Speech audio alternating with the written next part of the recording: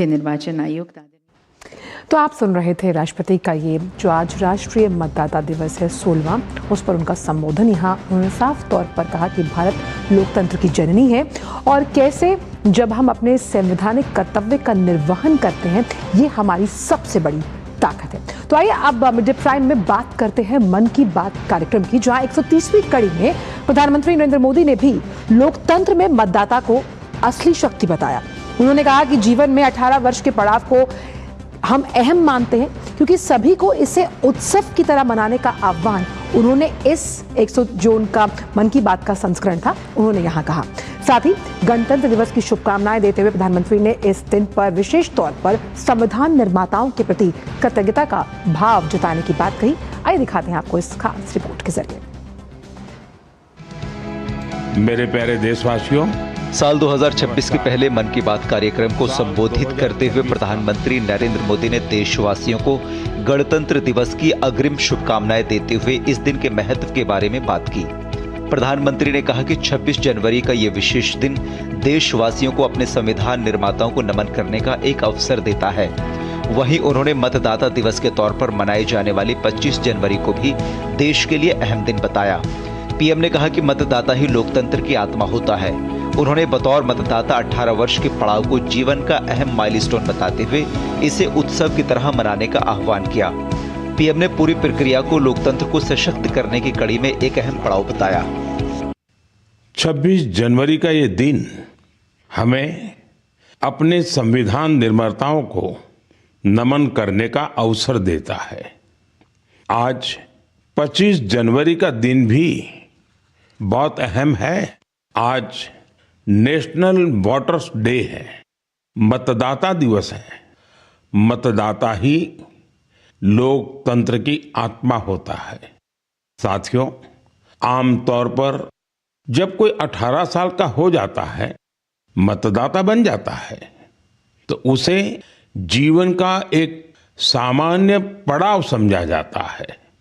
लेकिन दरअसल ये अवसर किसी भी भारतीय के जीवन का बहुत बड़ा माइलस्टोन होता है।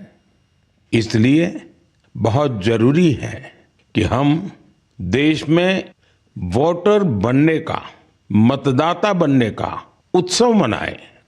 जैसे हम जन्मदिन पर शुभकामनाएं देते हैं और उसे सेलिब्रेट करते हैं, ठीक वैसे ही जब भी कोई युवा पहली बार मतदाता बने तो पूरा मोहल्ला, गांव या फिर शहर एकजुट होकर उसका अभिनंदन करें और मिठाइयां बांटी जाए। इससे लोगों में वोटिंग के प्रति जागरूकता बढ़ेगी। इसके साथ ही यह भावना और सशक्त होगी कि एक वोटर होना कितना मायने रखता है। साथियों, देश में जो भी लोग चुनावी प्रक्रिया से जुड़े रहते हैं, जो हमारे लोकतंत्र को जीवंत बनाए रखने के लिए जमीनी स्तर पर काम करते हैं, मैं उन सभी की बहुत सराहना करना चाहूंगा। आज मतदाता दिवस पर मैं अपने युवा साथियों से फिर आग्रह करूंगा कि वे 18 साल का होने पर वोटर के रूप में खुद को जरूर रजिस्टर करें। संविधान ने हर नागरिक से जिस कर्तव्य भावना के पालन की अपेक्षा रखी है, इससे वो अपेक्षा भी पूरी होगी और भारत का लोकतंत्र भी मजबूत होगा। मन की बात की 130वीं कड़ी में अपने संबोधन के दौरान प्रधानमंत्री नरेंद्र मोदी ने स्टार्टअप इंडिया की जर्नी की बात करते हुए इसे देश की युवा पीढ़ी के भविष्य के लिए बेहद अहम बताया। पीएम ने स्टार्टअप की इस यात्रा का असली नायक युवाओं को बताते हुए उनके साहस और समर्पण की सराहना की। पीएम ने कहा कि पिछले 10 वर्षों के प्रयासों के बाद भारत में आज दुनिया का तीसरा सबसे बड़ा स्टार्टअप इकोसिस्टम बन चुका है, जिसकी कल्पना करना पहले असंभव सा लगता था। प्यारे देशवासियों, इन दिनों मैं सोशल मीडिया पर एक इंटरेस्टिंग ट्रेंड देख रहा हूं। लोग साल 2016 की अपनी यादों को फिर से ताजा कर रहे हैं। उसी भावना के साथ आज मैं भी आपके साथ अपनी एक मेमोरी को शेयर करना चाहता हूं। 10 साल पहले जनवरी 2016 में हमने एक एम्बिशियस जर्नी की शुरुआत की थी। तब हमें इस बात का एहसास था कि भले ही एक छोटा क्यों न हो, लेकिन ये युवा पीढ़ी के लिए, देश के फ्यूचर के लिए काफी अहम है। तब कुछ लोग ये समझ ही नहीं पाए थे कि आखिर है क्या। साथियों, मैं जिस जर्नी की बात कर रहा हूं वह है स्टार्टअप इंडिया की जर्नी। इस अद्भुत जर्नी के हीरो हमारे युवा साथी हैं। अपने कंफर्ट जोन से बाहर निकलकर उन्होंने जो इनोवेशन किए वो इतिहास में दर्ज हो रहे हैं। प्रधानमंत्री नरेंद्र मोदी ने कहा कि बढ़ती हुई अर्थव्यवस्था के साथ भारत आज दुनिया की नजरों में है। ऐसे में इंडस्ट्री और स्टार्टअप से जुड़े युवाओं पर बड़ी जिम्मेदारी है, क्वालिटी और एक्सीलेंस। उन्होंने कहा कि इस वर्ष सबका एक ही मंत्र होना चाहिए, क्वालिटी, क्वालिटी और सिर्फ क्वालिटी। पीएम ने हर सेक्टर में टॉप क्वालिटी और एक्सीलेंस को अपना बेंचमार्क बनाने की अपील की। Bureau report, DD news. और वहीं मन की बात कार्यक्रम के माध्यम से प्रधानमंत्री ने श्री अन्न यानी कि मिलेट्स पर भी चर्चा की। उन्होंने श्री अन्न के प्रति देश के लोगों के बढ़ते लगाव पर प्रसन्नता जाहिर की। आइए दिखाते हैं इस खास रिपोर्ट के जरिए। साल 2023 को मिलेट ईयर घोषित किए जाने के बाद मिलेट यानी कि श्री अन्न लोगों के खाने में नियमित रूप से शामिल होने लगा है। मन की बात में श्री अन्न का जिक्र करते हुए पीएम मोदी ने कहा कि 3 साल बाद भी इसको लेकर देश और दुनिया में जो पैशन और कमिटमेंट है वो बहुत उत्साहित करने वाला है। मुझे ये देखकर खुशी है कि श्री अन्न के प्रति देश के लोगों का लगाव निरंतर बढ़ रहा है। वैसे तो हमने 2023 को मिलेट ईयर घोषित किया था, लेकिन आज 3 साल बाद भी इसको लेकर देश और दुनिया में जो पैशन और कमिटमेंट है वो बहुत उत्साहित करने वाला है। पीएम मोदी ने इसी सिलसिले में तमिलनाडु के कलकुरिची जिले के महिला किसानों के समूहों और राजस्थान के रामसर के किसानों की भी चर्चा की, जो अन्य किसानों के लिए प्रेरणा का स्रोत बन गया है। साथियों, तमिलनाडु के कल्लकुरिची जिले में महिला किसानों का एक समूह प्रेरणा स्रोत बन गया है। यहाँ के पेरिया पालयम मिलेट एपीसी से लगभग 800 महिला किसान जुड़ी हैं। मिलेट्स की बढ़ती लोकप्रियता को देखते हुए इन महिलाओं ने मिलेट प्रोसेसिंग यूनिट की स्थापना की। अब वो मिलेट से बने उत्पादों को सीधे बाजार तक पहुंचा रही हैं। साथियों, राजस्थान के रामसर में भी किसान श्री अन्न को लेकर इनोवेशन कर रहे हैं। यहाँ के Ramsar organic farmer producer company से 900 से अधिक किसान जुड़े हैं। ये किसान मुख्य रूप से बाजरे की खेती करते हैं। यहाँ बाजरे को प्रोसेस करके रेडी टू ईट लड्डू तैयार किया जाता है। इसकी बाजार में बड़ी मांग है। पीएम मोदी ने यह भी बताया कि आज के वक्त में कई मंदिर भी प्रसाद में श्री अन्न का उपयोग कर रहे हैं। इतना ही नहीं साथियों, मुझे तो ये जानकर खुशी होती है आजकल कई मंदिर ऐसे हैं जो अपने प्रसाद में सिर्फ मिलेट्स का उपयोग करते हैं। मैं उन मंदिर के सभी व्यवस्थापकों का हृदय से अभिनंदन करता हूं उनकी इस पहल के लिए। साथियों, मिलेट्स श्री अन्न से अन्नदाताओं की कमाई बढ़ने के साथ ही लोगों की हेल्थ में भी सुधार की गारंटी बनता जा रहा है। मिलेट्स पोषण से भरपूर होते हैं, सुपर फूड होते हैं। हमारे देश में सर्दियों का मौसम तो खान पान के लिए बहुत ही अच्छा माना जाता है। ऐसे में इन दिनों हमें श्री अन्न का सेवन जरूर करना चाहिए। श्री अन्न, जो कि अपने असाधारण पोषण और अनुकूलनशीलता के लिए जाना जाता है, आज के वक्त में भारत को अंतर्राष्ट्रीय पटल पर भी एक अलग पहचान दे रहा है। साथ ही इसका सर्वाधिक लाभ भारत के छोटे किसानों को मिल रहा है। Bureau report, DD news. और आइए अब मिड डे प्राइम में जिक्र करते हैं कुछ और खबरों का। राष्ट्रपति द्रौपदी मुर्मू 77वें गणतंत्र दिवस की पूर्व संध्या पर आज राष्ट्र को संबोधित करने वाली हैं। ये संबोधन आकाशवाणी के पूरे राष्ट्रीय नेटवर्क पर शाम 7 बजे से प्रसारित किया जाएगा और दूरदर्शन के सभी चैनल्स पर पहले हिंदी में फिर अंग्रेजी में इसका प्रसारण होगा। वहीं दूरदर्शन पर हिंदी और अंग्रेजी में संबोधन के प्रसारण के बाद दूरदर्शन के क्षेत्रीय चैनलों द्वारा क्षेत्रीय भाषाओं में इसका प्रसारण किया जाएगा। इसके साथ ही आकाशवाणी अपने संबंधित क्षेत्रीय नेटवर्क्स पर रात 9:30 बजे से क्षेत्रीय भाषाओं में इसका प्रसारण करेगा। गणतंत्र दिवस 2026 के खास मौके पर देश के 982 जाबाज पुलिस और सुरक्षा कर्मियों को वीरता और सेवा पदकों से नवाजने का ऐलान किया गया। इस बार कुल 125 जवानों को उनकी बहादुरी के लिए वीरता पदक दिए जा रहे हैं, जिसमें पुलिस सेवा के 121 और फायर सर्विस के 4 जवान शामिल हैं। वीरता पुरस्कारों की इस लिस्ट में सबसे ज्यादा 45 पदक जम्मू कश्मीर में तैनात जाबाजों के हिस्से आए, जिन्होंने अपनी जान की बाजी लगाकर शांति बनाए रखी। वहीं नक्सल प्रभावित इलाकों में मोर्चा संभालने वाले 35 जवानों और उत्तर पूर्व के 5 कर्मियों को भी उनकी वीरता के लिए सम्मानित किया गया। इसके अलावा 101 अधिकारियों को उनकी विशिष्ट सेवा के लिए राष्ट्रपति पदक से सम्मानित किया जाएगा, जो उनके बेहतरीन करियर का सबसे बड़ा सम्मान है। वहीं मेधावी सेवा के लिए भी 756 कर्मियों का चयन किया गया, जो उनकी दिन रात की मेहनत और ड्यूटी के प्रति समर्पण को दर्शाता है। और फिलहाल मिड डे प्राइम में वक्त एक छोटे से ब्रेक का है। आप देखते रहिए डीडी न्यूज।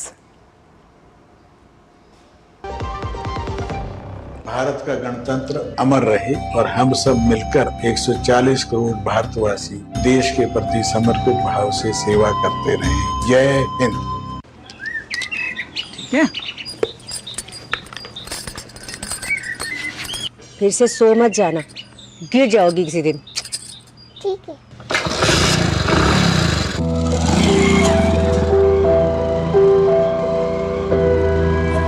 इतनी शक्ति हमें देना दाता।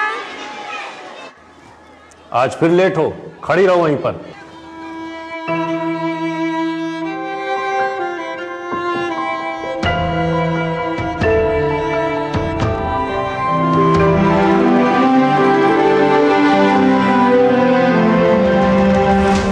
अरे अब इसकी कोई जरूरत नहीं है। काहे? सड़क बन गई। सड़क अरे वाह। दोस्त है मेरी सड़क, ये दोस्त है मेरी। सुनो, एक अच्छी इंश्योरेंस पॉलिसी एआई से पूछते हैं। एक ऐसी पॉलिसी जिसमें प्रीमियम पेमेंट हो लिमिटेड पर इनकम आती रहे लाइफ टाइम। LIC का जीवन उत्सव। एक ऐसी पॉलिसी जो दे होल लाइफ इंश्योरेंस कवर भी। LIC का जीवन उत्सव। वाओ, चलो तो LIC की जीवन उत्सव पॉलिसी ही लेते हैं। मैं भी तुमसे यही कह रही थी, LIC का जीवन उत्सव। लाइफ टाइम सेलिब्रेशन मनाइए LIC के जीवन उत्सव के साथ। फ्यूचर सेट है। टिंग टिंग, अम्मा मैसेज। मैं आपके मौसा के चाचा का नाती का पोता, शादी का कार्ड मैसेज में भेजा है, डाउनलोड करिए और आशीर्वाद दीजिए। मैं तो आपको जानती भी नहीं, फिर भी शादी का कार्ड खोलूं? मैं मूर्ख नहीं हूँ। क्या बात है अम्मा। UPI कहता है अगर कोई अनजान नंबर से फाइल या लिंक भेजे तो क्लिक मत करो और कहो मैं मूर्ख नहीं।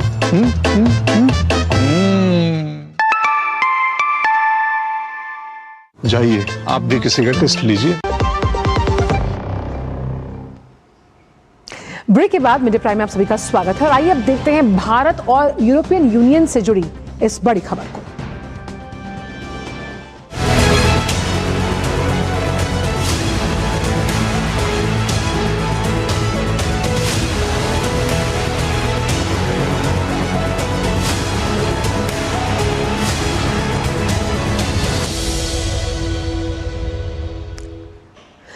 तो यूरोपीय परिषद के अध्यक्ष एंटोनियो लुइस सैंटोस दा कोस्टा आज से भारत की यात्रा पर रहेंगे।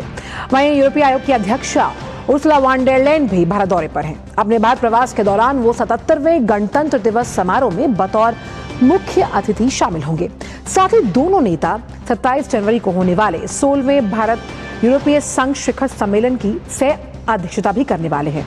77वें गणतंत्र दिवस और 16वें भारत यूरोपीय संघ शिखर सम्मेलन में यूरोपीय संघ के नेताओं के मुख्य अतिथि के रूप में भागीदारी से भारत और ईयू की जो रणनीतिक साझेदारी है वो और गहरी, साथ ही साथ पारस्परिक हित के प्राथमिकता वाले क्षेत्रों में सहयोग को बढ़ावा मिलने की उम्मीद जताई जा रही है। भारत यूरोपीय संघ शिखर सम्मेलन के साथ साथ भारत यूरोपीय संघ व्यापार मंच का आयोजन भी होने की उम्मीद है। अब इस यात्रा के दौरान दोनों नेता राष्ट्रपति द्रौपदी मुर्मू से मुलाकात भी करेंगे, साथ ही प्रधानमंत्री के साथ प्रतिनिधिमंडल स्तर की वार्ता भी की जाएगी। आपको बता दें कि भारत और यूरोपीय संघ 2004 से रणनीतिक साझेदार हैं और वहीं 15वां भारत यूरोपीय संघ शिखर सम्मेलन 15 जुलाई 2020 को वर्चुअल माध्यम से आयोजित किया गया था।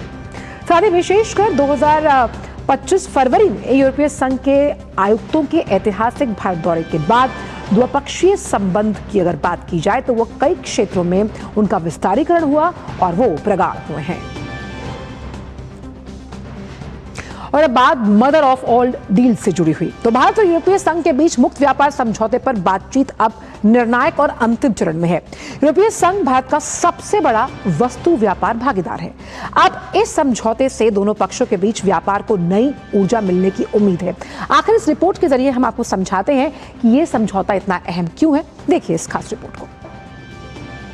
We are on the cusp of a historic trade agreement. Indeed, some call it the mother of all deals.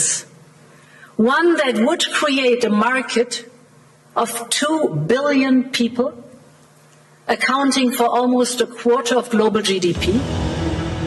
Davos में वर्ल्ड इकोनॉमिक फोरम के दौरान यूरोपीय आयोग के अध्यक्ष उर्सुला वॉन डेर लेयन ने कहा कि यूरोपीय संघ और भारत एक ऐतिहासिक मुक्त व्यापार समझौते के बेहद करीब पहुंच चुके हैं। भारत और यूरोपीय संघ के बीच फ्री ट्रेड एग्रीमेंट पर बातचीत अंतिम चरण में है। समझौते से भारत के निर्यात को बड़ा बढ़ावा मिलने की उम्मीद है। साथ ही इससे वैश्विक स्तर पर चल रहे संरक्षणवाद के दौर में भारत के व्यापार को विविधता भी मिलेगी। यूरोपीय संघ भारत का सबसे बड़ा वस्तु व्यापार भागीदार है। वर्ष 2024-25 में भारत ईयू के बीच वस्तुओं का व्यापार 136 अरब डॉलर रहा। भारत के कुल निर्यात में ईयू की 17% हिस्सेदारी है। ईयू देशों को भारत का निर्यात करीब 76 अरब डॉलर है। वहीं ईयू से भारत का आयात लगभग 60 अरब डॉलर है।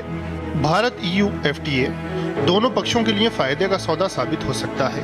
भारत दुनिया की सबसे तेजी से बढ़ती अर्थव्यवस्थाओं में एक है। 140 करोड़ से अधिक आबादी यूरोपीय संघ के लिए एक बड़ा और लगातार बढ़ता हुआ बाजार है। इससे विमानन, ऑटोमोबाइल, इलेक्ट्रिकल मशीनरी, पेय पदार्थ और रसायन जैसे यूरोपीय उद्योगों के निर्यात को बढ़ावा मिलेगा। वहीं भारत को 27 यूरोपीय देशों के बड़े और स्थिर बाजार तक बेहतर पहुंच मिलेगी।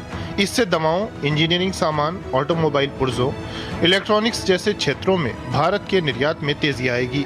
भारत प्रोफेशनल्स के लिए ज्यादा अवसर और IT सेवाओं के निर्यात के लिए भी अधिक पहुंच चाहता है। साल 2007 से शुरू हुई बातचीत के बाद अब भारत और यूरोपीय संघ इस ऐतिहासिक फ्री ट्रेड एग्रीमेंट को अंतिम रूप देने के बेहद करीब हैं। Bureau report, DD news. और इसी बड़ी खबर पर बात करने के लिए हमारे साथ हमारे संवाददाता अखिलेश सुमन जुड़ गए हैं। अखिलेश, हम कह सकते हैं a deal to be seal very soon, और ऐसे में जब हम मदर ऑफ ऑल डील्स की बात करते हैं जो कि निर्णायक मोड़ पर पहुंच गया है, जब हम FTA का जिक्र कर रहे हैं EU के साथ, कितना बड़ा गेम चेंजर आप इसे मानेंगे दोनों देशों के रिश्तों के लिहाज से?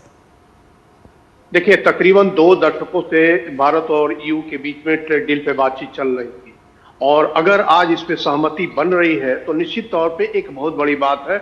और इसमें निश्चित तौर पे उन सारी चीजों को रखा गया है जो भारत के लिए जरूरी थे और जो यूरोपीय यूनियन के लिए जरूरी थे। उन सारी चीजों को बाहर रखा गया है जिनमें भारत को आपत्ति थी और जिन पर यूरोपीय यूनियन को आपत्ति थी। तो एक तरीके से बहुत बड़ा गेम चेंजर इस रूप में है कि देखिए, एक बहुत बड़ा ब्लॉक है यूरोपीय यूनियन और वो दुनिया का सबसे उन्नत ब्लॉक में से एक है। अगर एक अमेरिका को मान ले तो अमेरिका के बाद जो दूसरा सबसे बड़ा जो ब्लॉक बनता है, अमेरिका तो एक देश है लेकिन यह एक ब्लॉक है। इस ब्लॉक के पास वो सारी चीजें हैं सब उन्नत तकनीक, सबसे उन्नत तकनीक इसके पास भी है, जो शिक्षा संस्थान इसके बहुत अच्छे हैं, मैन्युफैक्चरिंग की टेक्नोलॉजी इसके पास है, ग्रीन टेक्नोलॉजी इसके पास है। उसके बाद एक मार्केट है जिसमें कि हमारा जो सामान है निर्यात हो सकता है, और इनके पास वो सारे उत्पाद भी हैं जो हमारे यहाँ के जो डोमेस्टिक कंजम्पशन है उसमें एक वैरायटी ला सकता है। जो हमारे बहुत तरह की जनसंख्या है जिसमें कि उच्च वर्ग है, मध्य वर्ग है, उसके बाद निम्न वर्ग है, उन सारे वर्गों में से न किसी वर्ग के जरूरत के हिसाब से इनके पास कोई न कोई सामान है जो हमारे लोगों के कंज्यूमर नीड्स को पूरा कर सकते हैं।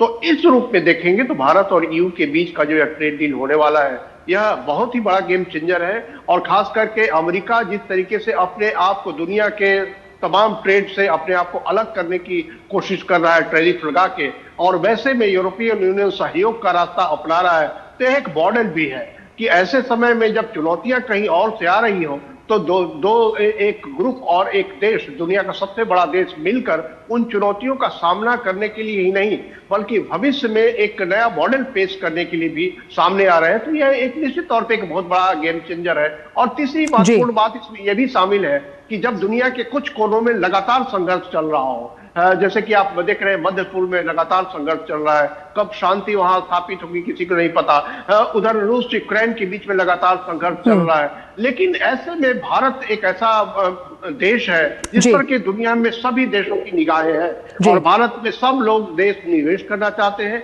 भारत के साथ सभी देश अपना चाहते हैं कि भारत के बाजार में उनकी पहुंच हो, और सभी देश चाहते हैं कि भारत के साथ मिलकर अपनी तकनीक का वो निर्यात भी कर सके और वहां मैन्युफैक्चरिंग भी करने में मदद कर सके, ताकि विन विन सिचुएशन हो। इस मामले में ये जो भारत और ईयू का जो ट्रेड डील होने वाला है वो गेम चेंजर, बहुत बड़ा गेम चेंजर। आपने बहुत अहम बात की, क्योंकि एक विन विन सिचुएशन है, लेवल प्लेइंग फील्ड है, क्योंकि पूरा वर्ल्ड ऑर्डर बिगड़ा हुआ है। और ऐसे में कौन से ऐसे सनराइजिंग सेक्टर्स रहेंगे जहां दोनों, अगर बात की जाए ईयू और भारत का फोकस रहेगा, जो कि दोनों के लिए ड्राइवर्स ऑफ ग्रोथ के इंजन के तौर पर काम करें? देखिए, बहुत महत्वपूर्ण बात यह है कि भारत के पास एक बहुत बड़ा कह सकते हैं कि वर्क फोर्स है, और ये work force talented work force है, स्किल्ड वर्क फोर्स है। इस वर्क फोर्स को काम देने के लिए दो चीजें चाहिए। एक तो भारत के अंदर मैन्युफैक्चरिंग करने की तकनीक चाहिए, और वो तकनीक भी ग्रीन टेक्नोलॉजी चाहिए, और दूसरा है कि इन स्किल्ड वर्कर्स को भारत के अलावा अन्य देशों में जाने का अवसर चाहिए। तो यह जो एक बात है, ये दोनों बातें काफी महत्वपूर्ण है, और इसके कह सकते हैं कि एक तरीके से नए तरीके का एक लॉन्चर साबित होगा भारत और ईयू के बीच में। ये जो दोनों जरूरतें हैं भारत की, जो सबसे तेजी से बढ़ती हुई महत्वपूर्ण अर्थव्यवस्था है उसके लिए, तो इस मामले में एक बहुत बड़ा एक फैक्टर होगा भारत और यूरोप के बीच में ये जो ट्रेड डील होता है। दूसरी एक देखिए महत्वपूर्ण बात यह है कि भारत ने क्लाइमेट चेंज के लिए इंटरनेशनल सोलर अलायंस बनाया, one sun one grid, one सन की कल्पना दी, जो कामयाब हो सकती है अगर जो महत्वपूर्ण देश है उनका साथ मिले। तो ये जो है इसमें भी क्लाइमेट जो एफोर्डेबल टेक्नोलॉजी है, क्लाइमेट एफिनिटी वाली जो टेक्नोलॉजी है, ग्रीन टेक्नोलॉजी जिसको कहते हैं, उसमें भी यूरोपियन यूनियन के जो सदस्य देश हैं उनकी काफी अच्छी खासी महारत है। और इसीलिए जब हम यूरोप में जाते हैं तो आपको लगता है कि वहाँ का वातावरण, वहाँ का पर्यावरण बिल्कुल दूसरे तरीके का है, जो हमारे यहाँ उन सारी तकनीक की जरूरत है। तो ये जो मामला है ये काफी महत्वपूर्ण क्षेत्र है जिसमें कि हो सकता है।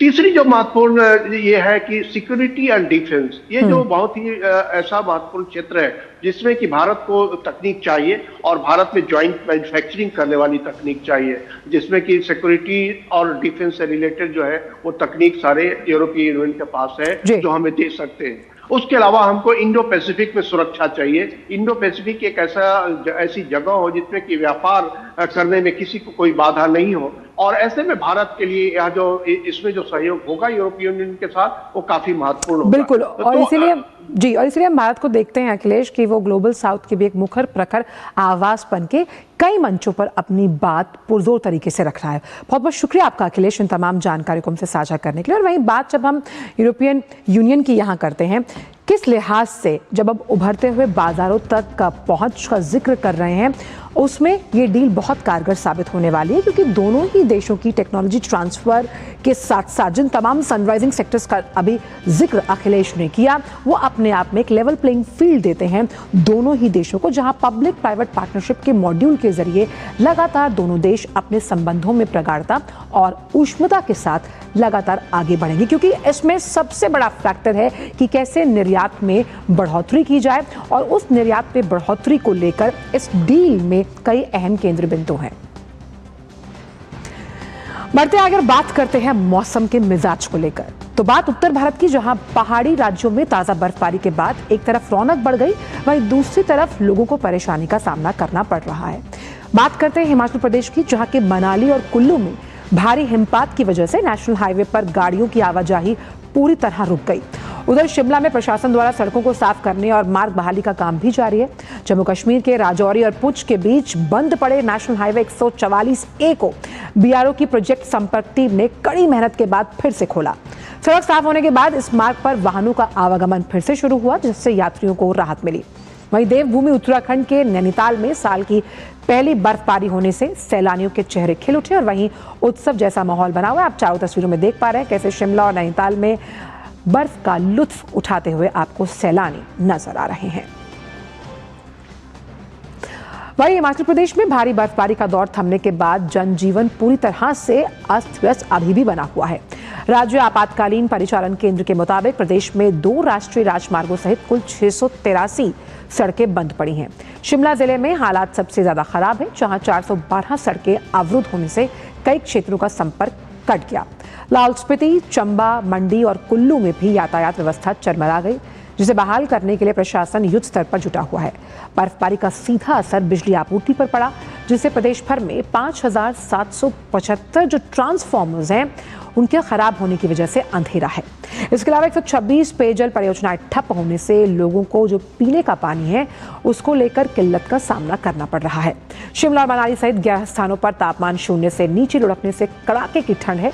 मौसम विभाग ने 26 से 28 जनवरी के बीच एक और पश्चिमी विक्षोभ सक्रिय होने की चेतावनी दी।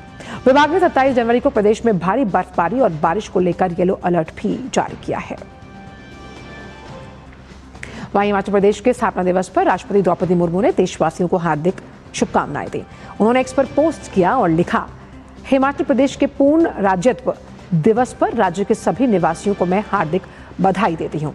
आध्यात्मिक परंपराओं के कारण देवभूमि और शौर्य परंपरा की वजह से वीर भूमि कही जाने वाली हिमाचल की धरती पर प्रकृति का असीम वरदान है, जो इस राज्य के प्रति अद्भुत आकर्षण उत्पन्न करता है। मुझे विश्वास है कि हिमाचल प्रदेश के कर्मठ निवासी राष्ट्र निर्माण, देश की सुरक्षा में महत्वपूर्ण भूमिका निभाते रहेंगे। मैं राज्य के सभी लोगों के स्वर्णिम भविष्य की मंगल कामना करती हूँ। आज ही के दिन हिमाचल प्रदेश को साल 1971 में पूर्ण राज्य का दर्जा मिला। हिमाचल प्रदेश के स्थापना दिवस पर प्रधानमंत्री ने हिमाचल वासियों को तहे दिल से बधाई दी। उन्होंने एक्स पर पोस्ट कर लिखा, प्रकृति और संस्कृति की संगम स्थली हिमाचल प्रदेश के सभी जो परिवारजन हैं उन्हें पूर्ण राज्यत्व दिवस की अनेकों अनेक शुभकामनाएं। अपनी अद्भुत प्रतिभा और पराक्रम से वो सदैव मां भारती की सेवा करते आए हैं। मैं उनके सुनहरे भविष्य के साथ साथ इस देवभूमि की समृद्धि की कामना करता हूं। विदेश मंत्री डॉक्टर एस जयशंकर ने अमेरिकी कांग्रेस प्रतिनिधिमंडल के साथ महत्वपूर्ण बैठक की।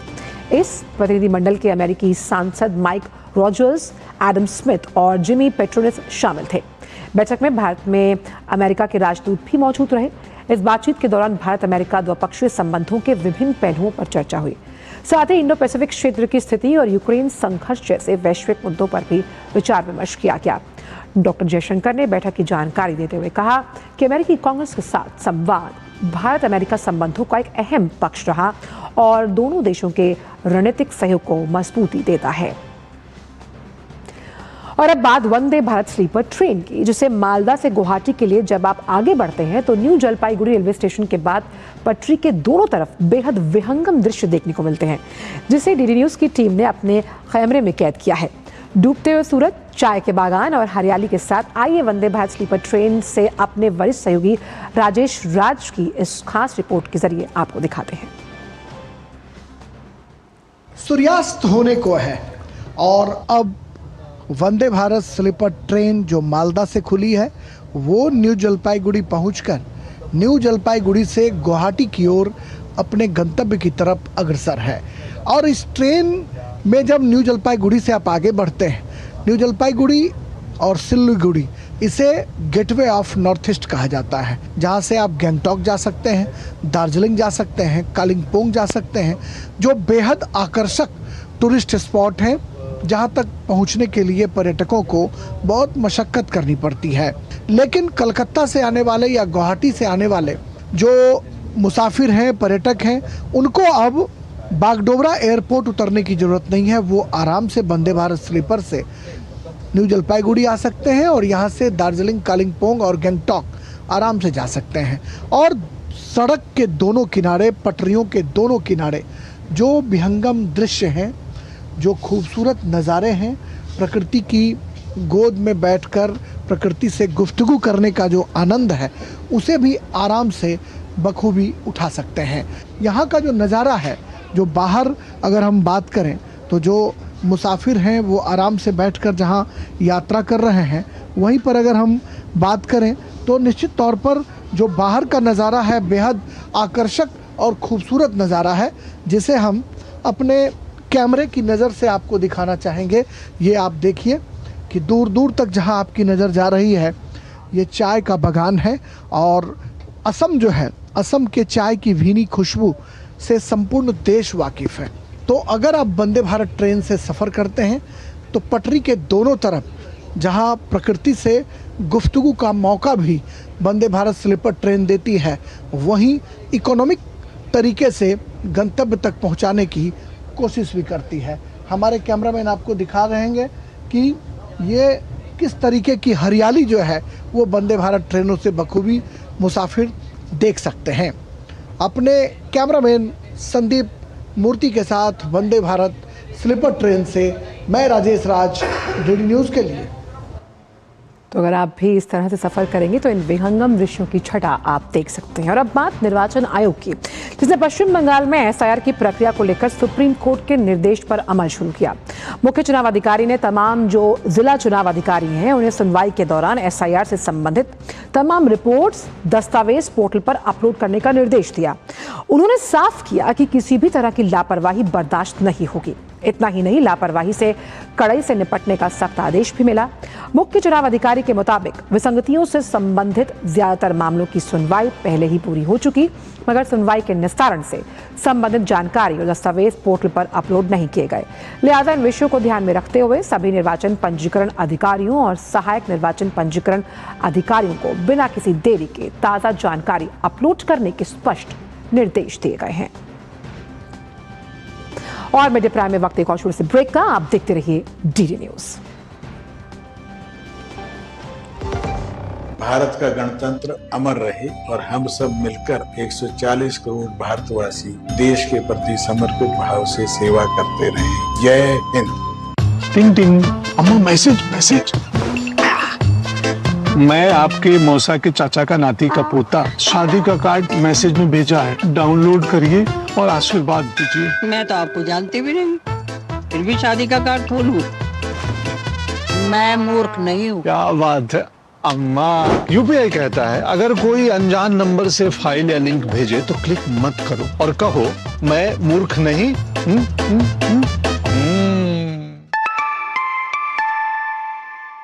जाइए आप भी किसी का टेस्ट लीजिए।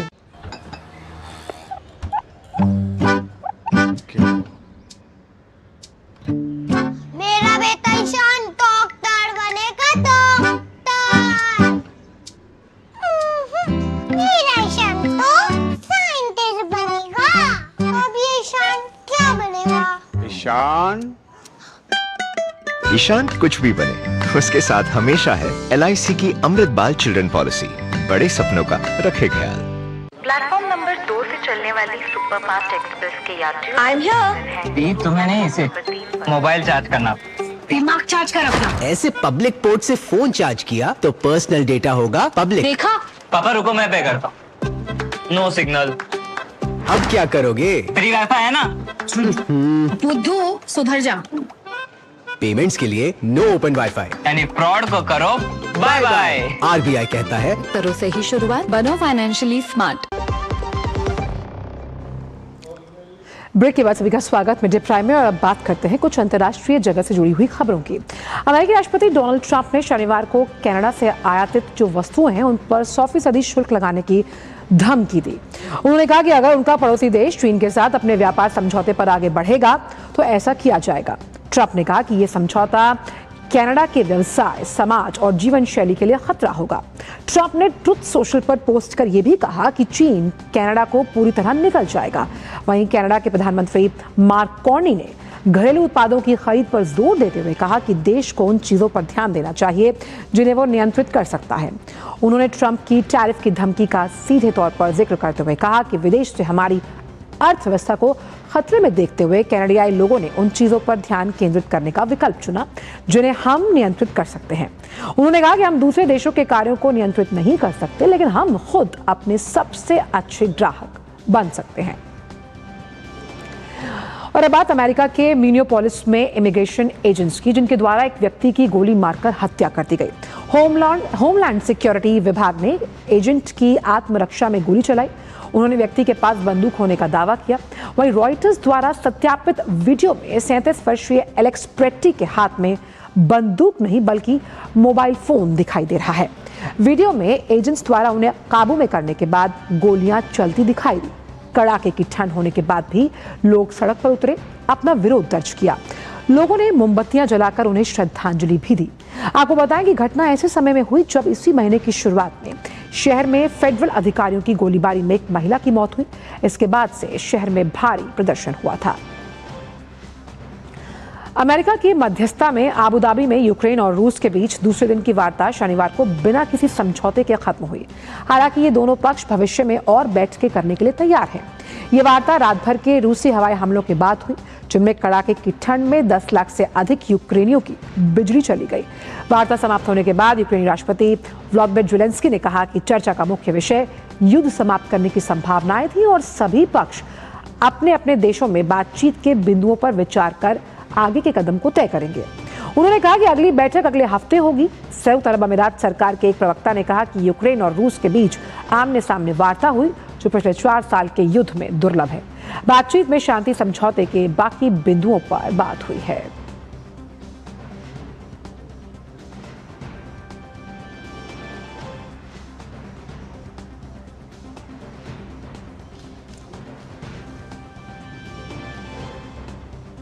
और अंतर्राष्ट्रीय जगत के बाद रुक करते हैं खेल जगत से जुड़ी कुछ खास खबरों का और बात करते हैं क्रिकेट को लेकर। भारत और न्यूजीलैंड के बीच T20 सीरीज का तीसरा मैच आज गुवाहाटी में खेला जाएगा।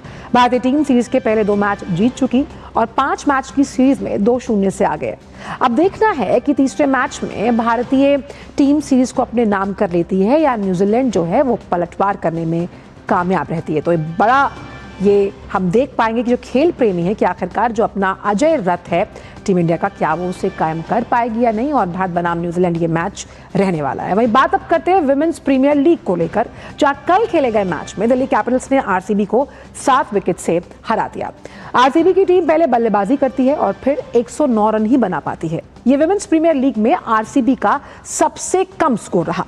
जवाब में दिल्ली कैपिटल्स ने 15.4 ओवर में 3 विकेट खोए, लक्ष्य हासिल किया और आरसीबी की इस सीजन की ये पहली हार है। तो क्रिकेट प्रेमियों के लिए अगर देखा जाए तो आज का दिन बेहद अहम माना जा रहा है। और फिलहाल मिड डे प्राइम में इतना ही। आपसे कल मुलाकात होगी कुछ और नई खबरों के साथ। मुझे मेरी पूरी टीम को दीजिए इजाजत। नमस्कार।